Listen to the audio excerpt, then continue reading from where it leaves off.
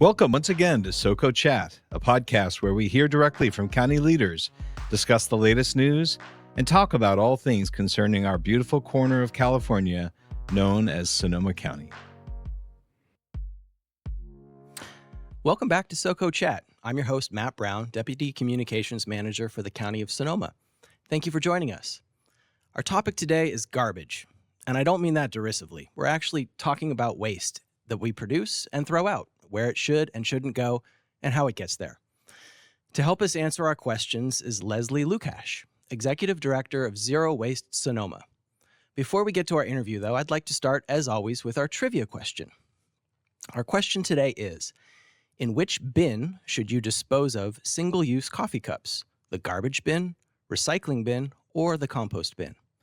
If you know, call us at 707-565-2242 or email us at publicaffairs@sonoma-county.org. If you are correct, you'll be entered into our weekly drawing for a chance to win a SoCo Chat coffee mug along with a gift card to Pete's Coffee. And as a bonus, if you use the coffee mug at Pete's, you won't have to worry about where to dispose it. So with that, let's get on to our discussion. Welcome, Leslie. Great. Thank you for having me. Thank you for being here. We really appreciate it. So let's just start with a quick overview of Zero Waste Sonoma. I'm sure a lot of listeners are unfamiliar with your agency. So I understand you're a joint powers authority made up of representatives from the county and the 9 cities. Tell us a little bit about that and your mandate and what you do. Sure. Zero Waste Sonoma, as you mentioned, represents the 8 cities and the county when it comes to managing organics, residential organics, household hazardous waste. We also lead zero waste programs, doing repair fairs and different reuse events.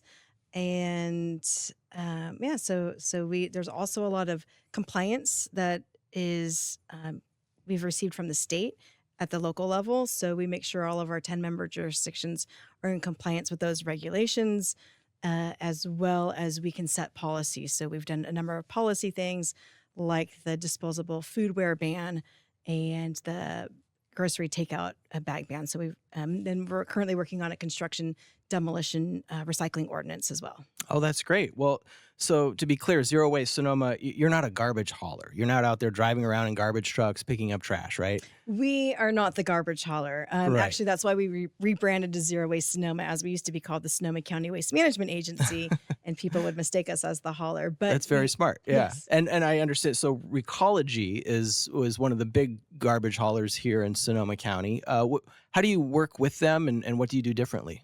So we actually have 3 garbage haulers here in Sonoma County, one for the town of Windsor, and Sonoma has their own, as well as the rest of the jurisdictions utilize Recology.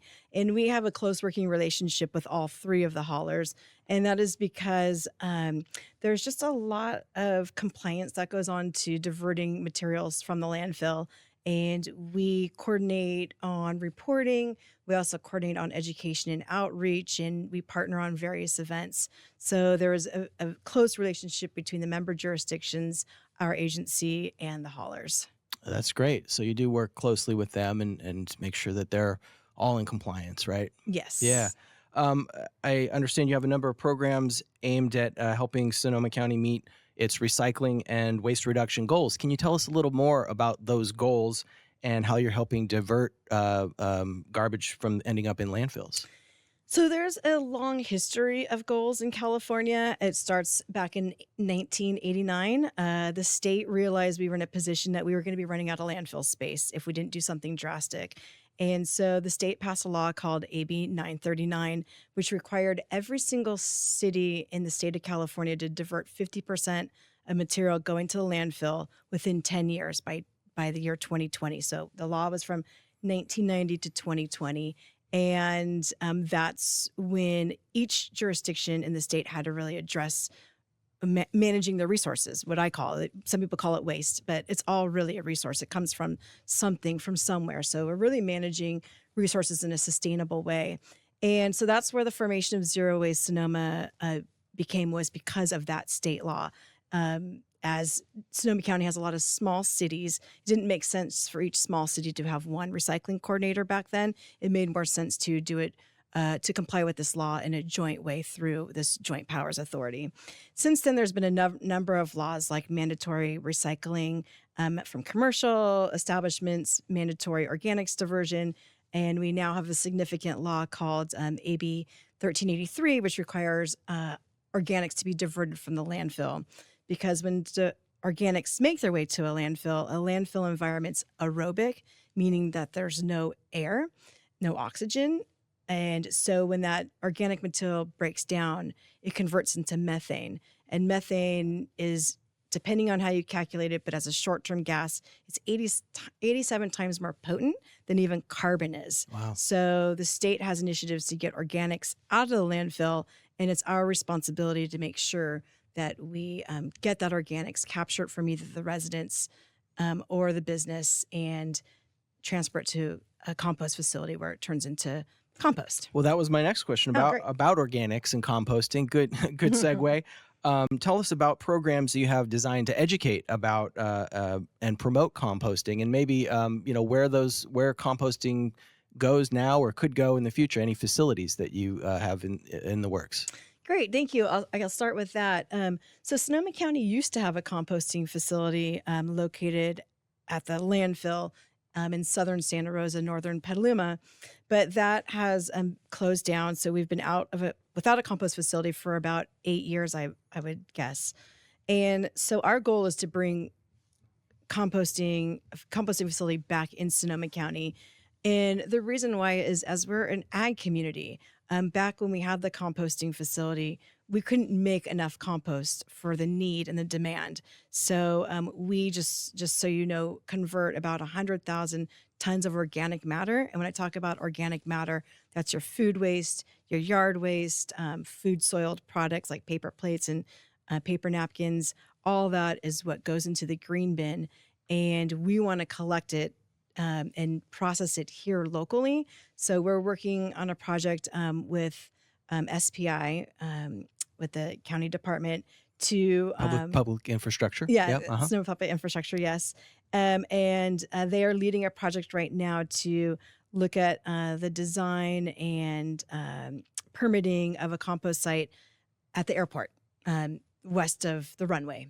So that's what we're hoping to bring it back. But right now, our organic material goes to 2 composting facilities out of county. Okay. And it's turned into compost. Then the community who needs it brings it back in the form of compost. Great. Good. I appreciate that.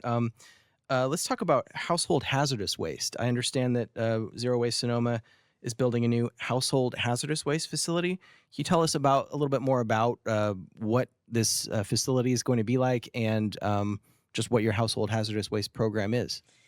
Sure. So unfortunately, the things that we purchase are highly toxic, and you can think of things under your sink, things stored in your garage. We bring a lot of toxic products into our home, and toxic products could be oils and solvents and cleaners, and even things down to nail polish remover,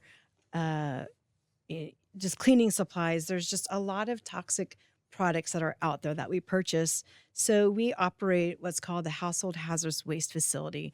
We currently have one facility down at the landfill, but that really is not convenient for the majority of our county. So we had looked at, hired a consultant who identified an ideal location for a second kind of main household hazardous waste facility.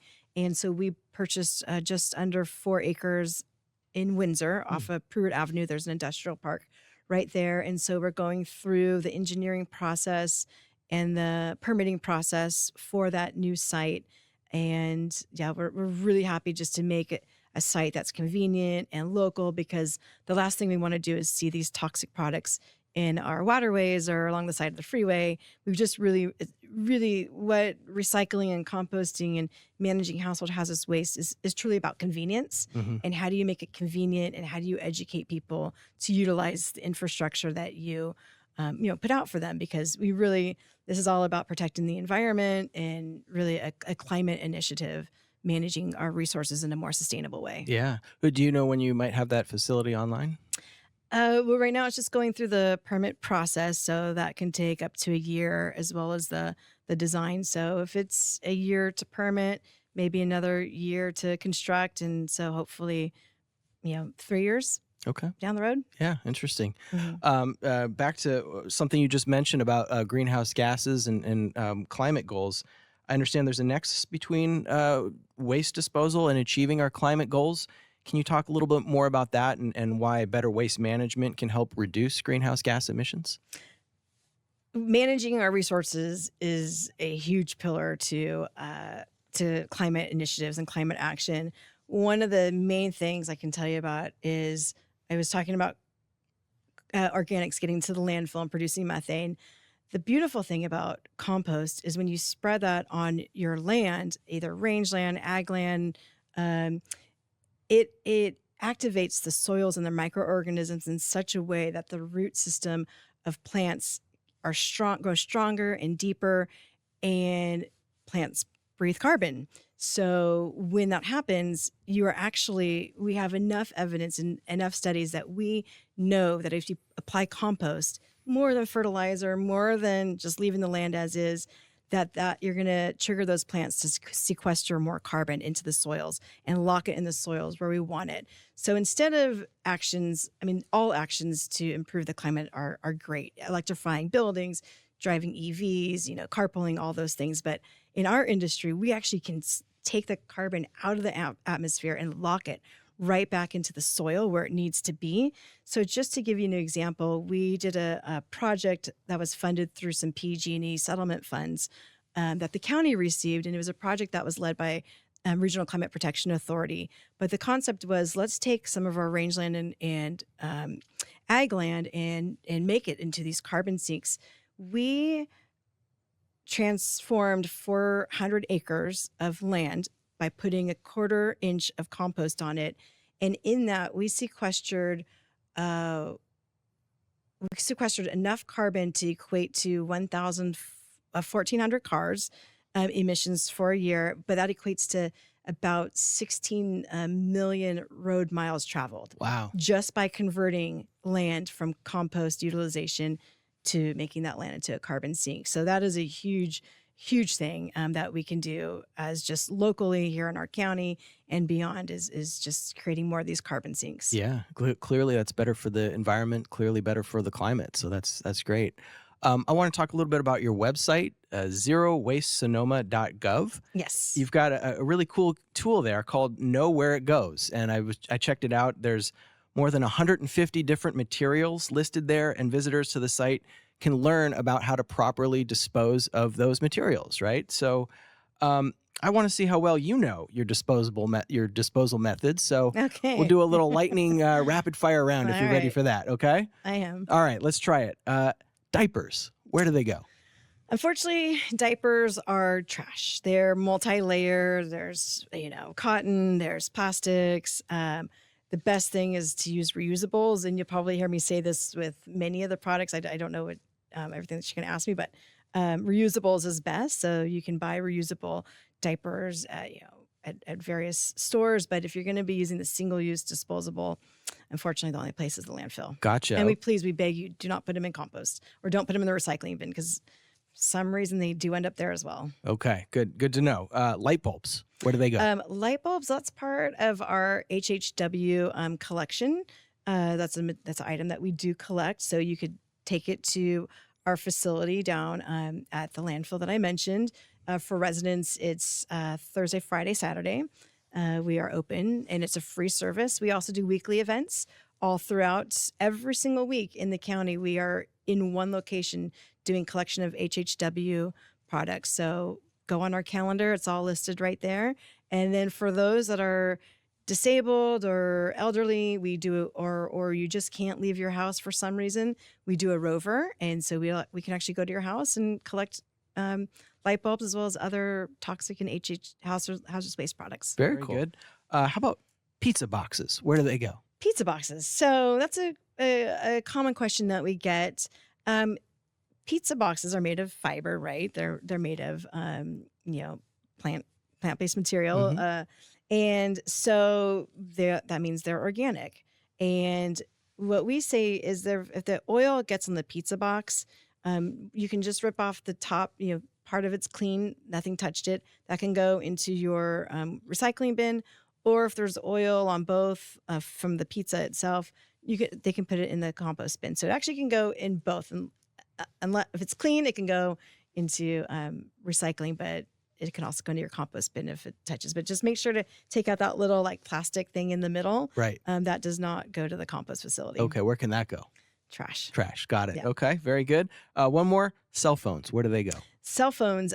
So there was a law that was passed in California that requires those that sell the cell phone to take the cell phone back. So just when you get a new cell phone, that's all part of the program. Bring it back to Bring it back dealer. to the retailer. Gotcha. Great.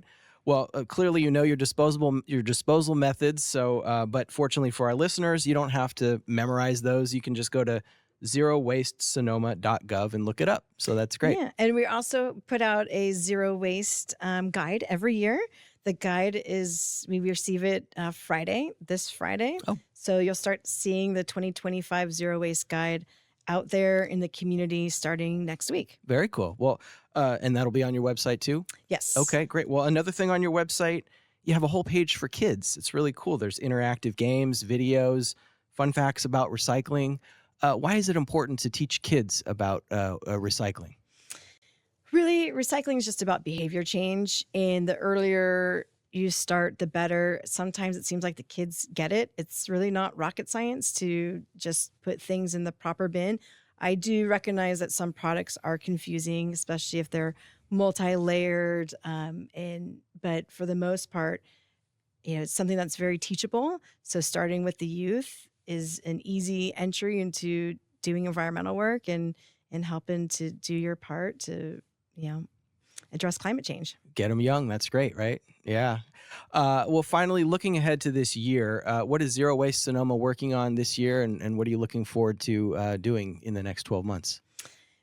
I kind of mentioned both projects. The compost facility project and the household houses waste project are two of the big projects that we're looking towards in the future, but also really shifting towards reuse and repair. That is a big component. We're not going to recycle our way out of this trash problem or compost our way out of this trash problem. Really, it starts at the top. It starts with turning off the faucet. If the bathtub's overflowing, we're not going to pick up a mop and try and just fix it that way. We really need to stop producing single-use products and move into a society that's used to using reusables, like your nice mugs that you have next to me right here. That's great. Instead of you started with that coffee cup question, and getting us more used to a reuse society versus this single-use disposable society. Yeah, absolutely. Well, we appreciate all the work you do and being here to talk about it. So thank you so much for joining us, Leslie. We appreciate that. My pleasure. Anytime. Yeah, that's great. Well, as a thank you for being our guest, you will be able to take home one of these great SoCo Chat coffee mugs. So thank you. Yeah, you bet. Thank you for that. And to our listeners, if you'd also like to give you a chance to win one of our SoCo Chat coffee mugs and a Pete's gift card, all you need to do is give us the correct answer to our trivia question, and we can get you. If we get more than one correct answer, we will have a drawing to see who the winner is. As a reminder, our question today is, in which bin should you dispose of single-use coffee cups? The garbage bin, the recycling bin, or the compost bin? If you know the answer, call us at 707-565-2242 or email us at publicaffairs@sonoma-county.org. Submit your answer to us as soon as possible for a chance to win one of those great prizes. Also, if you have comments about this or any other segment or a suggestion for a topic for a future SoCo Chat discussion, please email us at that same address, publicaffairs@sonoma-county.org. Thank you all, and we hope you continue to follow SoCo Chat on Spotify, Apple Music, Amazon, and of course, YouTube. See you next time.